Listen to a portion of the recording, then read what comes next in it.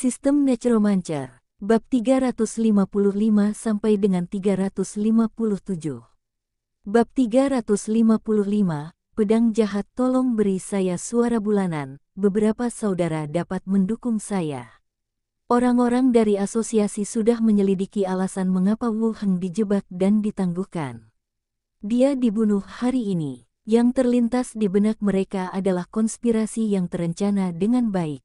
Yimiro mengesampingkan dokumen itu. Bagaimana Anda memastikan bahwa pihak lain berasal dari keranmu? Apakah Anda pernah bertemu dengannya sebelumnya? Wu Heng menggelengkan kepalanya dan berkata langsung, ketika saya mengobrol dengan wakil Diaken, Silagui, kemarin, dia menyebutkan bahwa keranmu mendarat di pulau itu dan juga berbicara tentang karakteristik pihak lain. Pihak lain telah membunuh wakil Diakon. Ceritakan padaku masalahnya secara detail, kata Yimiro langsung. Wu Heng menarik napas dalam-dalam dan menjelaskan lokasi pertempuran dan hasil pertempuran secara detail. Faktanya, tidak ada yang perlu dikatakan.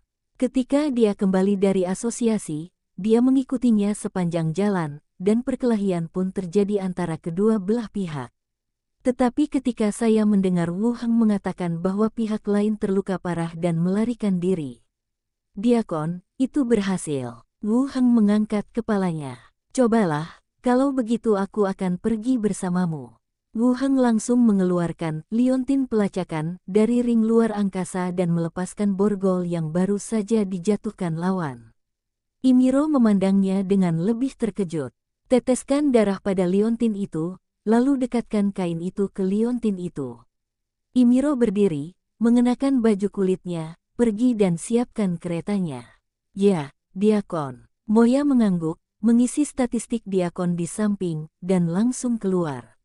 Mereka yang menjadi sasarannya, tidak seorang pun di bawah level kelima yang dapat bertahan. Masih hampir membunuhnya di tempat.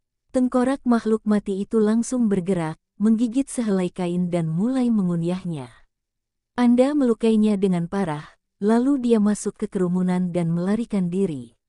Jika itu orang lain, Yimiluo akan benar-benar berpikir bahwa orang lain itu peduli pada wajah, tetapi Wu Heng juga memiliki banyak pembunuhan profesional tingkat 4 dalam catatannya. Luka tembak hampir menyebabkan dia kehilangan anggota tubuhnya, dan dampak negatif dari sihir necromancy menyebabkan lukanya menjadi meradang dan bernanah, dan efek dari obat penyembuhan menjadi sangat lemah. Keranmu masih menatapnya dengan dingin dan tidak berkata apa-apa. Yimiro juga mengerti apa yang dia pikirkan. Bagus. Terima kasih, Diaken. Wu Heng berpikir sejenak dan melanjutkan, Diakon, ketika saya bertarung dengan lawan, saya mendapat sepotong pakaian pribadi lawan. Ada kemungkinan besar saya bisa menemukan lawan. Keranmu, yang mengenakan jubah tebal, langsung berlari masuk, menunjukkan tampilan yang sedikit skeptis. Kapten bertanya dengan rasa ingin tahu, maksud Anda, levelnya sangat tinggi.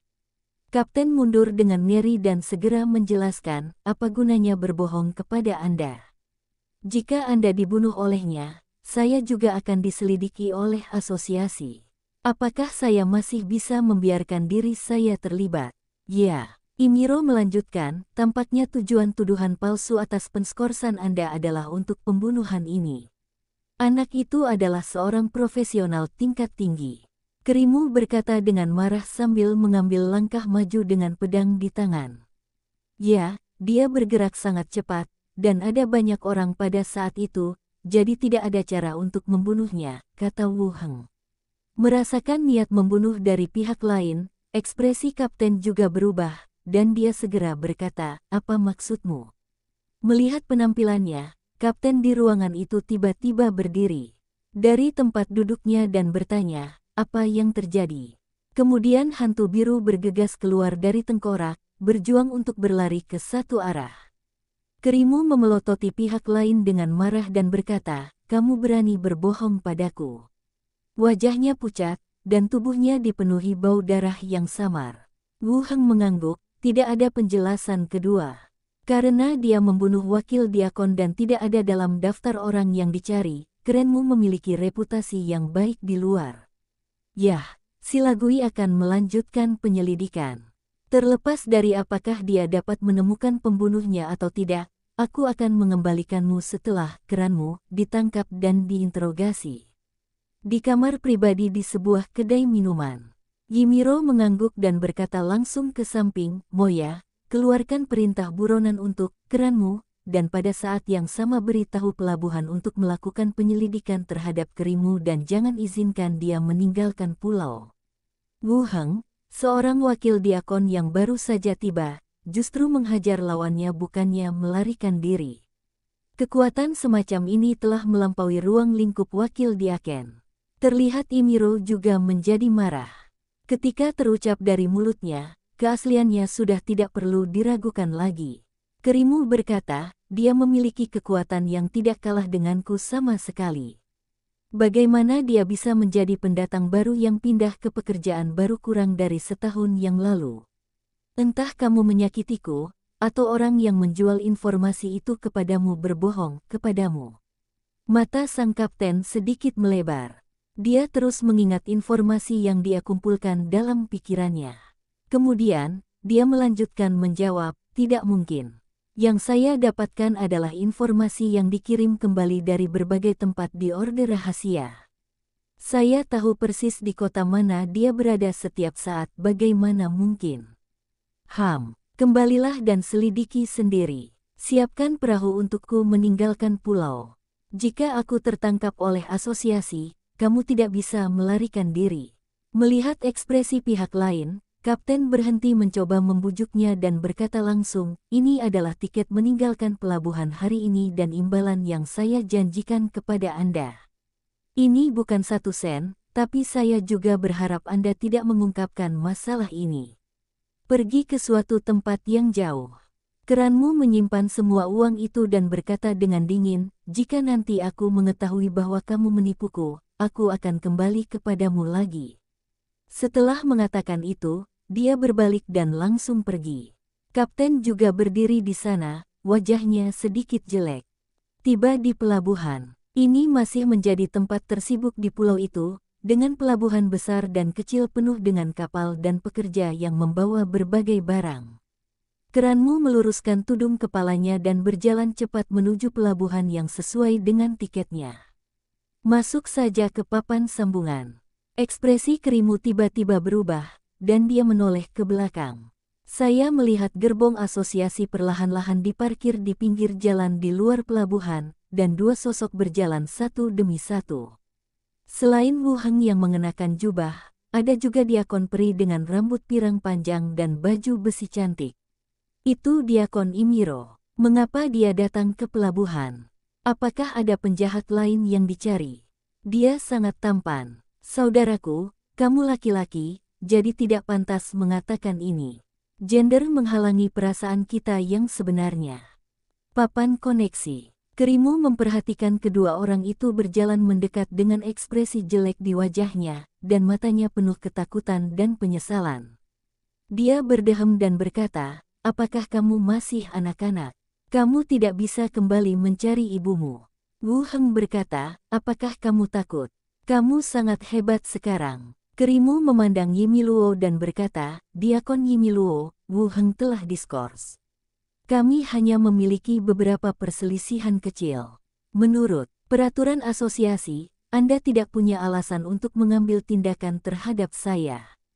Wajah Yimiluo tenang dan dia berkata langsung, asosiasi telah mengeluarkan perintah buronan untuk Anda. Kembalilah bersama saya dan terima beberapa penyelidikan. Kerimu melihat ke bawah ke pelabuhan, lalu memandang ke samping laut, dan berkata, ada banyak orang di sini. Jika kamu menyerangku, apakah kamu tidak takut mempengaruhi orang lain di sini? Anda dapat mencoba. Wajah Kerimu mengeras, dia berbalik dan berlari menuju kapal. Yimiro, di bawah perahu memegang pedang emas di tangannya, dan dia mengayunkannya dengan sia-sia ke arah pelarian lawan. Beberapa bilah cahaya bulan sabit, seterang siang hari, terbang di depan keranmu dalam sekejap. Tanpa menunggu dia melepaskan skillnya, dia memenggal kepalanya dan mengeluarkan banyak darah. Kemudian, pedang kedua diayunkan lagi. Tubuhnya jatuh ke tanah, kepalanya terpisah. Mati. Wu Heng melihat pemandangan ini dengan heran, matanya melebar.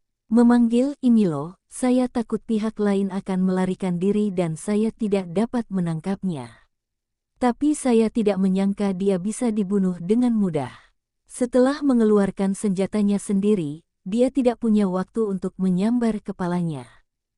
Pergi dan ambil mayatnya, ayo kembali ke asosiasi, kata Imiro dan berjalan menuju kereta. Oke. Wu Heng segera menaiki kapal kargo dan menendang kepalanya ke belakang saat kapal itu terguling. Dia meraba-raba mayat itu sebentar, mencari pedang tipis dan cincin luar angkasa. Adapun armor di tubuhnya, baru saja dipotong berkeping-keping oleh cahaya pedang. Wu Heng memusatkan perhatiannya pada rapier bermata satu di sana. Pedang jahat kabut, objek luar biasa. Kategori, benda aneh. Efek, sentuh kabut air dan muncul di belakang target secara bersamaan. Efek samping, mempengaruhi karakter pemegangnya. Deskripsi, pedang jahat yang telah diturunkan. Saat mendapatkan kekuatan, setiap pemiliknya akan mati secara tragis di bawah pedang tersebut. Kupikir itu akan berkedip, tapi ternyata itu adalah kemampuan pedangnya. Sebelumnya, di dalam kabut, kerimu bisa langsung bergerak ke belakangnya, mengira itu adalah skill drifter. Sekarang tampaknya itu sepenuhnya merupakan kemampuan pedang ini. Sedangkan untuk drifter, ini lebih tentang performa pertarungan sebenarnya. Wu Heng berjalan ke arah mayat itu, melepas sarungnya dari pinggangnya, dan memasukkan kembali pedang jahat itu ke dalam sarungnya. Keluarkan alas jerami, gulung badannya, dan masukkan ke dalam space ring. Kemudian ambil jarahannya dan naik ke kereta. Jalan Beacon. Hiragui memimpin anggota tim, masih melakukan penggeledahan di bar dan toko di Beacon Street. Anggota tim mengetuk pintu penghuni toko dan mulai menanyakan nama, pekerjaan, dan berapa banyak orang yang bepergian bersama mereka. Pemilik kedai berdiri bersama Shilagui dan berbisik, "Diakon, bagaimana bisa ada tahanan yang tinggal di tempat kecil seperti kita? Rumah di seberang jalan pasti memfitnah kita karena bisnis kita yang baik." Hilagui tetap diam, memegang gagang pedang dengan satu tangan dan menjaga tangga. Dong dong dong gelombang. Saat ini, tidak ada yang membuka pintu ke ruang paling dalam. Dua anggota tim datang dan berkata, "Diakon, tidak ada yang membuka pintu kamar di dalam." Shilagui memandang pemilik kedai yang mengobrol dan bertanya, "Apakah ada orang yang tinggal di sini?" "Tetap di sini, kami baru saja memesan makan malam, kok tidak ada orang di sini?" Setelah mengatakan itu, dia juga mengetuk dua kali dan berteriak, "Tamu, apakah kamu di sana? Tamu, apakah kamu masih di sana? Orang-orang dari asosiasi ada di sini untuk periksa. Tolong buka pintunya." Saya berdiri di depan pintu dan berteriak lama sekali, tetapi tidak ada yang membuka pintu. Shilagui bertanya langsung, "Siapa yang menginap di hotel?" Seorang pria kerdil, berpakaian bagus dan terbiasa. "Pekerjaan apa dan berapa orang di sana?" "Pekerjaannya tidak jelas. Hanya ada satu orang, dan itu pasti tidak ada hubungannya dengan pembunuh yang Anda sebutkan. Dalam hal tinggi badan, ini benar-benar berbeda dari apa yang dicari oleh asosiasi. Buka pintunya, mari kita lihat." Bos ragu-ragu sejenak, lalu mengeluarkan kunci dan membuka pintu. Kamarnya kosong, tempat tidurnya berantakan, dan ada makanan yang belum habis di atas meja kayu di tengahnya. Sepertinya dia benar-benar pergi tiba-tiba. "Kamu seharusnya pergi melalui jendela." Kapten tim melihat ke jendela dan berbalik dan berkata, "Tuliskan kemunculan kurcaci itu dan kembali untuk memeriksa pesanan yang diinginkan," kata Shilagui. "Ketika saya melihat asosiasi memeriksa orang, saya lari. Meskipun tidak demikian, masih ada beberapa masalah." Beberapa anggota mulai bertanya kepada bos tentang penampilan dan karakteristik pihak lain, dan Shilagui memimpin tim untuk melanjutkan ke kedai berikutnya. Jalanan dipenuhi orang. Seorang kurcaci yang mengenakan tudung linen, berbaur dengan kerumunan dan segera pergi. "Dalam perjalanan, saya melihat kereta asosiasi lewat. Saya dengan hati-hati menghindarinya dan menutupi tudung kepala saya. Setelah berjalan sejauh tertentu, dia melihat kembali ke arah kedai minuman dan kereta di kejauhan. Mengapa ada orang dari asosiasi di mana-mana? Saya berpikir dan ragu-ragu sejenak. Tinggalkan jalan yang sibuk dan berjalanlah menuju daerah yang agak terpencil. Melintasi 2 blok berturut-turut, matanya akhirnya tertuju pada sebuah kedai bernama Nautilus. Tidak banyak orang, dan toko tersebut terlihat didekorasi dengan cukup baik. Mendorong pintu terbuka dan berjalan masuk, dia berjalan ke counter dan bertanya, "Apakah Anda punya kamar?" "Iya, ada berapa tamu di sana, dan berapa hari yang ingin Anda pesan?" "1 kamar, 3 hari. Ada 1 suite di lantai 3 seharga 360 tembaga selama 3 hari." Kurcaci itu memberikan uangnya secara langsung, dan saat naik ke atas, dia berkata langsung, "Siapkan makan malam dan bawakan." "Baiklah, tamu, silakan naik ke atas dan tunggu sebentar." Bab 356. Bab 356, sia-sia bertanya pada mayat. Tindakan Imiro tidak berdampak pada pelabuhan.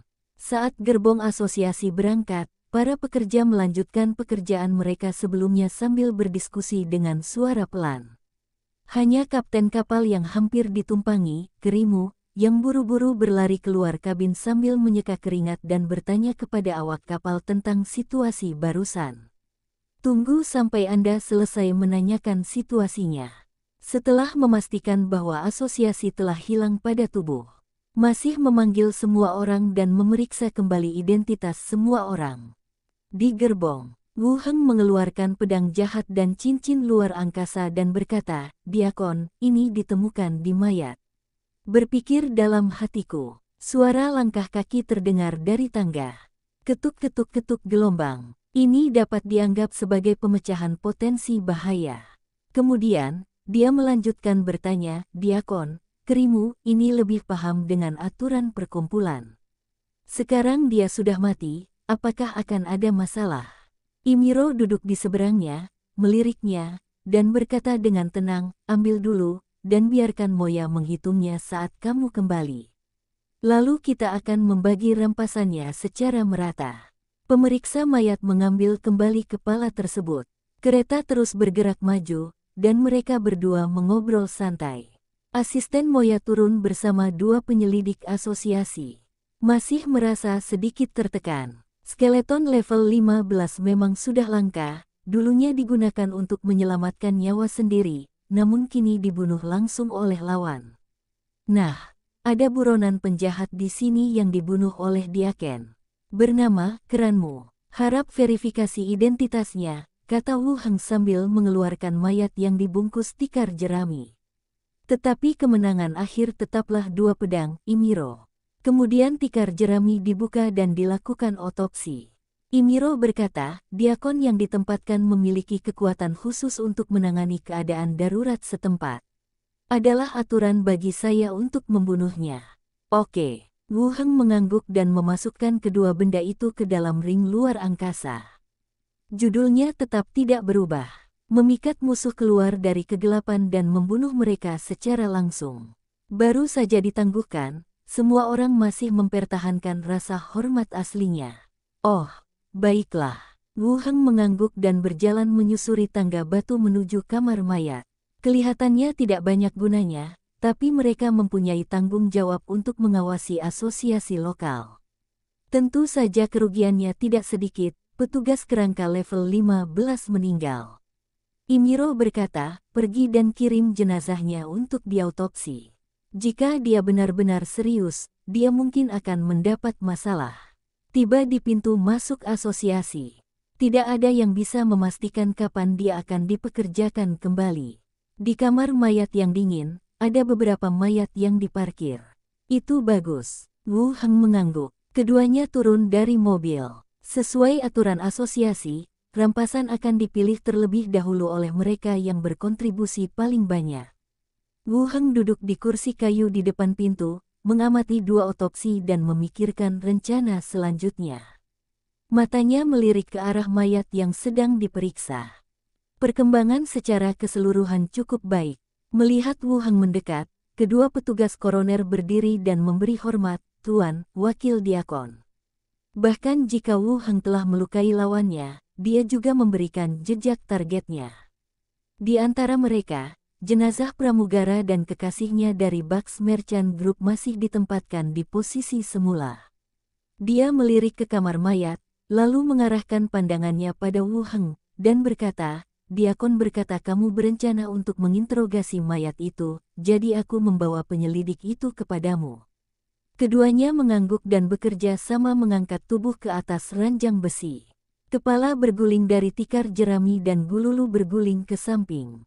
Bagaimanapun, ada utusan inspektur di pulau itu. Karena banyak hal yang masih dalam penyelidikan, belum dikirim kembali ke kelompok usaha. Tanyakan tentang mayatnya. Selama Anda menanyakan mayatnya, kemungkinan besar Anda akan tahu siapa yang menugaskannya untuk mendarat di pulau itu khusus untuk membunuhnya. Demikian pula, kita juga dapat menemukan terobosan untuk menyelidiki pembunuhan kamar dagang Bucks. Namun, sebagai ahli nujum, perwujudan kekuatan sebagian besar berasal dari pengumpulan mayat.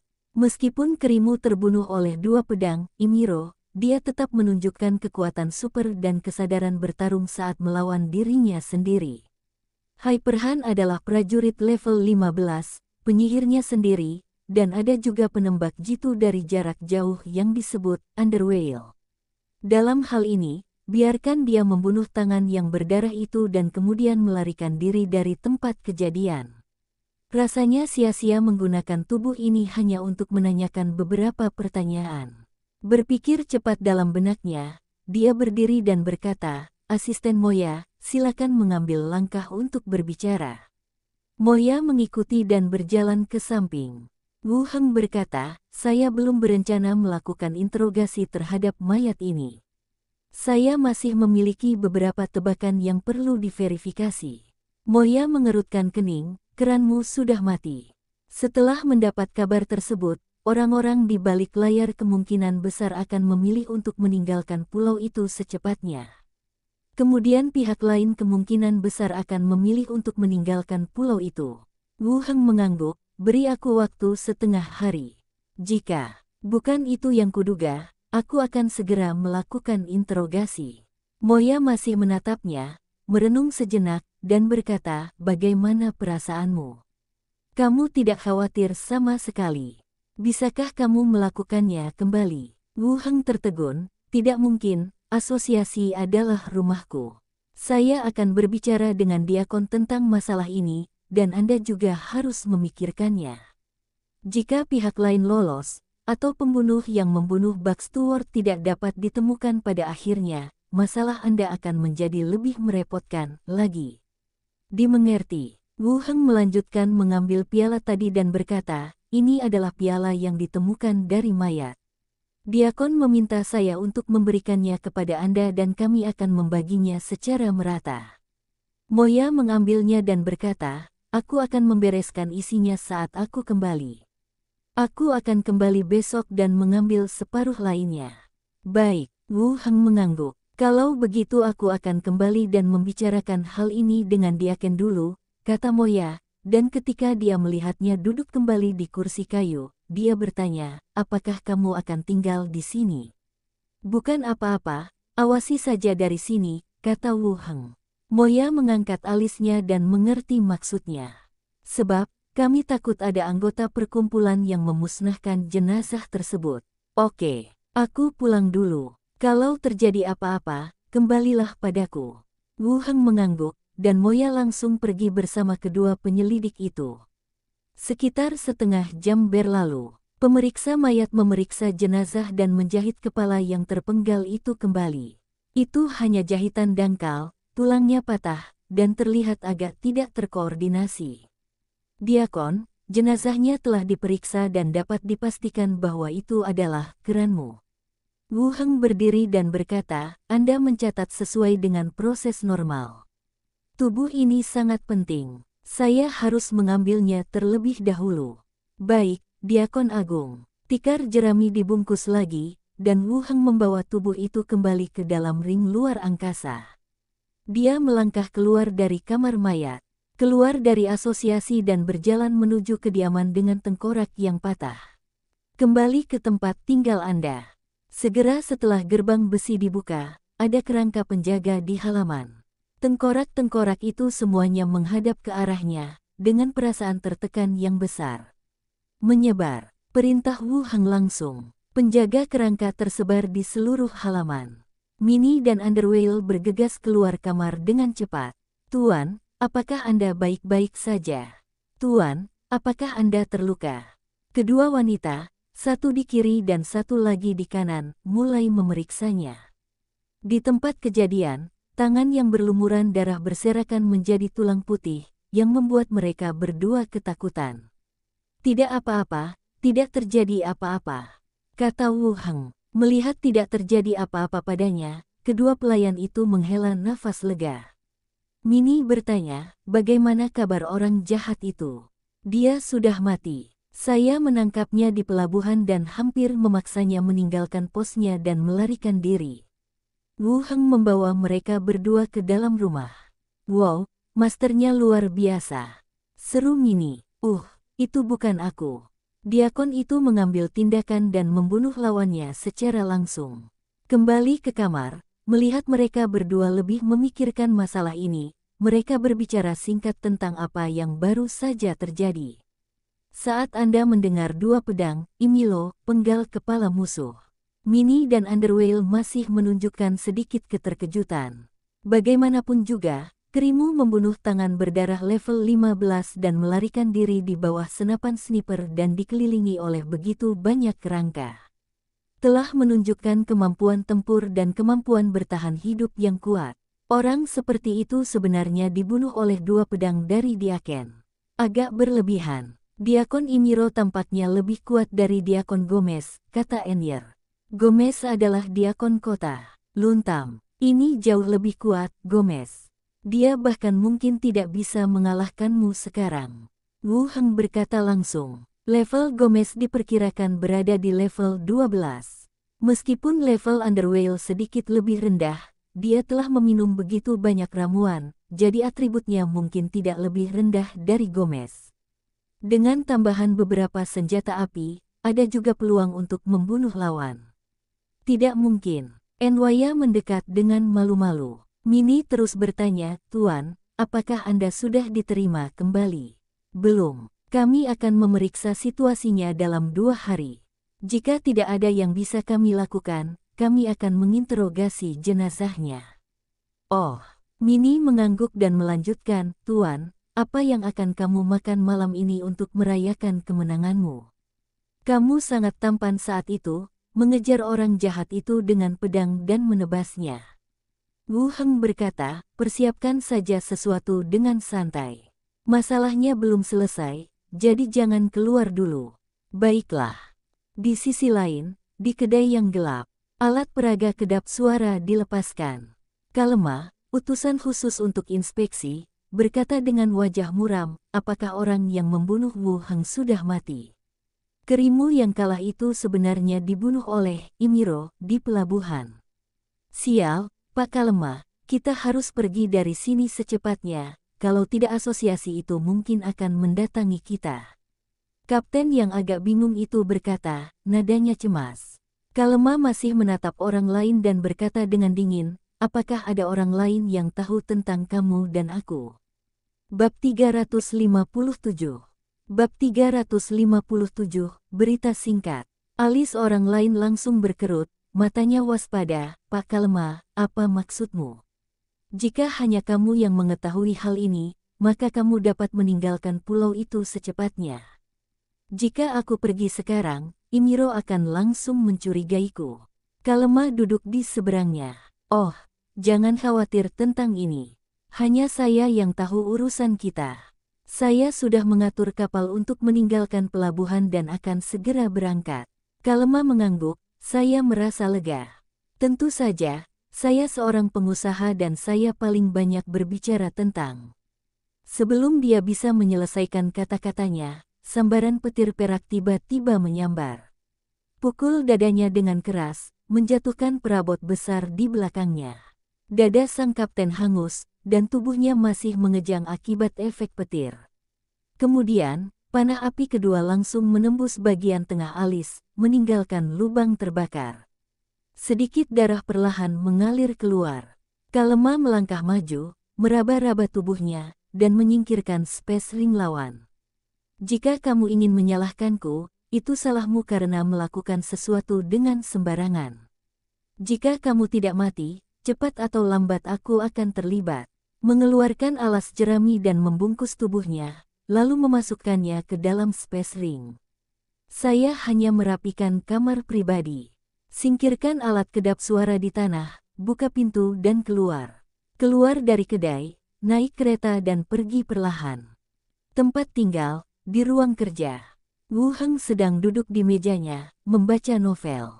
Tidak lama kemudian, Glenda kembali melewati tembok dari luar. Berkata, seperti yang Anda pikirkan, tidak lama setelah Anda keluar dari asosiasi, Kalema pergi dengan mobil dan pergi ke kedai terakhir. Ketika dia pergi, saya masuk dan melihat-lihat. Tidak ada seorang pun di kamar pribadi. Dia harus telah berada di sana.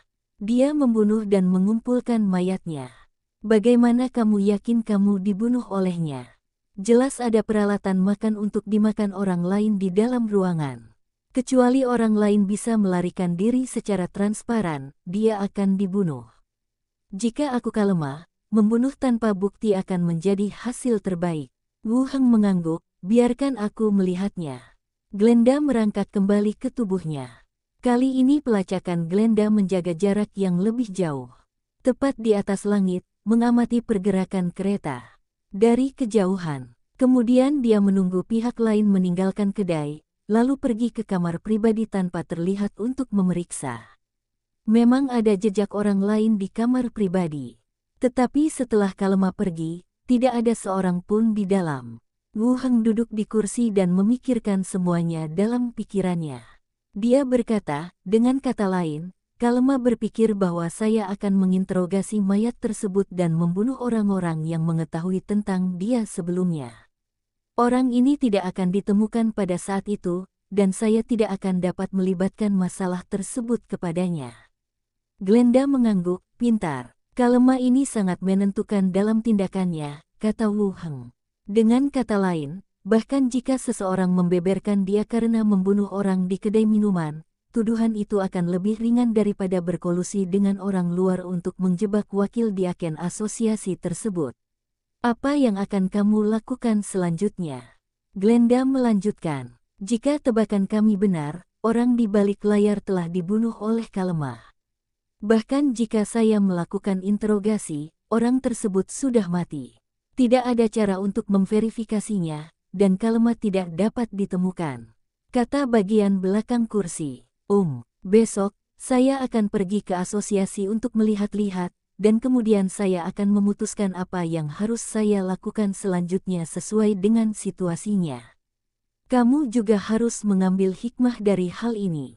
Tidak semua orang yang tergabung dalam perkumpulan adalah orang baik. Sekalipun niat awal mendirikan perkumpulan itu baik, setiap orang mempunyai kepentingannya masing-masing. Wu Heng tersenyum dan berkata, ketika saya pertama kali bergabung dengan asosiasi, Diaken pada saat itu memberi saya pelajaran. Oke, Glenda melayang ke samping, melirik buku-buku di atas meja, dan berkata dengan nada mengeluh, lain kali saat kamu membaca buku, bisakah kamu jangan membuang pembatas bukuku begitu saja, aku harus memulai dari awal lagi-lagi, coba cari. Halaman 64, aku akan mengingatnya untukmu. Glenda menjentikkan jarinya dan membalik halaman ke halaman 64. Dia bersenandung sedikit dan mulai melanjutkan membaca. Wu Heng duduk di samping dan terus merenung. Sekarang tampaknya sulit bagi Wensi untuk menghilangkan fakta bahwa dia membunuh seseorang. Tuan, turun ke bawah untuk makan malam. Saat ini, teriakan Mini datang dari bawah. Wu Heng berdiri dan berjalan ke bawah. Di lobi lantai 1, terdengar suara wanita mengobrol. Begitu dia turun ke bawah, Mini berlari mendekat, memegang selembar kain putih pucat dan mendekatkannya ke hidungnya. Tuan, cepat cium baunya. Wu Heng tanpa sadar menciumnya, dan ada aroma hangat yang samar. Apa yang salah? Tidak apa-apa, milik kakak Sanara, baunya enak. Mini, Sanela sedang duduk di ruang tamu. Ketika dia mendengar kalimat ini, dia melihat ke samping. Ketika dia menemukan sesuatu di tangan orang lain, dia berteriak dan berlari ke depan karena malu. Mini tertawa keras, memegang kain di tangannya dan berlari mengelilingi ruang tamu. Di udara, seekor burung hantu kecil berbulu putih juga melayang di langit sambil berkicau. Wu Heng berjalan ke ruang tamu, memandang Underwhale, dan bertanya, apa yang terjadi? Enwil berkata, Sister Sanela ada di sini sebagai tamu, dan Mini memberinya 2 bra yang Anda bawa dari kampung halaman. Yang baru saja diganti oleh Sister Sanair. Ah, itu yang ku bilang. Wu Heng tertegun sejenak, lalu melihat lagi benda di tangan Mini. Itu benar-benar bra, dan ukurannya cukup kecil. Mini sangat khusus dalam memberikan hal-hal baik untuk dirinya sendiri. Keduanya bertengkar sebentar, lalu makanan dihidangkan. Sanela mengambil kembali branya dan menyimpan cincin luar angkasanya. Beberapa orang duduk di meja makan dan mulai makan. Sanara menatapnya dan berkata, saya mendengar dari Mini dan Weyer bahwa kamu dalam bahaya hari ini. Kamu tidak terluka? Tidak, baru saja kehilangan petugas kerangka.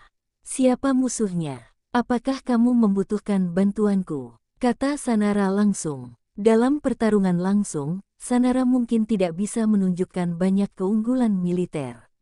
Tetapi jika presiden kelompok usahanya sendiri ingin beroperasi dan berurusan dengan beberapa orang, masih banyak cara. Wu Heng berkata langsung, tidak perlu. Setelah pihak lain melarikan diri, saya langsung memberitahu Diaken tentang hal itu, dan pihak lain telah membunuhnya. Jika Imiro mengambil tindakan, orang ini pasti tidak akan selamat. Wu Heng juga menjadi tertarik dan bertanya, apakah Diaken itu sangat berkuasa? Anda pasti pernah mendengar bahwa bajak laut tidak berani mendarat di pulau itu, dan bahkan hanya sedikit bajak laut yang berani mendekati daerah sekitarnya. Aku mendengarnya, itu karena Diakon Imiro bertanggung jawab atas pulau harta karun. Sanara memikirkan kata-katanya dan melanjutkan, asosiasi tidak akan pernah mempercayakan pusat perdagangan maritim kepada seseorang yang pernah menjadi bajak laut sebagai pemilik pulau, jadi Imiro diatur di sini. Wu Heng mengangkat alisnya, apakah Diaken duduk di sini untuk mengintimidasi pemilik pulau di sini? Yah, bisa dibilang begitu. Berapa levelnya? Wu Heng bertanya. Saya tidak tahu tentang ini, tapi Imiro sudah terkenal sejak awal. Wu Heng sedikit menyipitkan matanya, memikirkan berita yang didengarnya. Sepertinya semuanya masuk akal. Di Pulau Harta Karun, Imiro tidak hanya menghalangi para perompak, tetapi juga menghalangi pemilik pulau yang diampuni. Beberapa orang makan malam dan mengobrol sebentar di ruang tamu. Tunggu sampai langit berangsur-angsur menjadi gelap. Sanela pulang, dan Wu Heng serta kedua putrinya juga kembali ke kamar mereka untuk beristirahat. Keesokan harinya, asosiasi. Wu Heng terus meminta kedua gadis itu untuk tidak keluar dari kediaman, dan menuju ke asosiasi. Pertama, dia pergi ke kantor dan ruang belajarnya dan melihat catatan penyelidik kerangka. Setelah masih belum mendapatkan informasi berguna, saya keluar lagi. Di koridor, saya melihat Sheila Gui mengenakan baju besi dan berencana untuk keluar. Ketika dia melihatnya, dia mengerutkan kening dan berkata langsung, kemarilah bersamaku. Wu Heng mengikuti dan berjalan ke samping, ada apa? Kamu membunuh kerimu. Sheila Gui menatapnya penuh tanya dengan mata besar terbuka lebar. Wu Heng berkata, mereka yang dibunuh oleh Diaken, saya akan menggunakan benda aneh untuk memimpin jalan. Tidak, apa yang Suster Moya katakan. Kamu melukai kerimu dengan parah. Sheila Gui terus bertanya, kerimu mendarat di pulau itu. Saat dia mengingatkan Wu Heng, dia juga sedikit khawatir. Jika dia menghadapi kerimu, akan sulit baginya untuk menjadi lawannya. Dan sekarang, dia terluka parah oleh Wu Heng, dan akhirnya dibunuh oleh Diaken. Saya menyiapkan penyergapan, dan banyak orang mengelilinginya. Dia benar-benar kuat, tapi otaknya tidak terlalu bagus. Sheila Gui mengerutkan kening dan meliriknya, benarkah atau tidak? Nyata. Lalu kenapa kamu pergi sekarang? Bukankah kita saling membunuh kemarin? Mari kita bagi rampasannya. Kalian, kata Sheila Gui dan melambaikan tangannya. Oke, pergilah, aku akan membawa orang untuk mencari pembunuhnya untukmu. Terima kasih, saya pasti akan membalasnya di masa depan. Sheila memutar matanya ke arahnya dan terus berjalan keluar. Wu Heng juga berjalan menuju ruang kerja di Aken.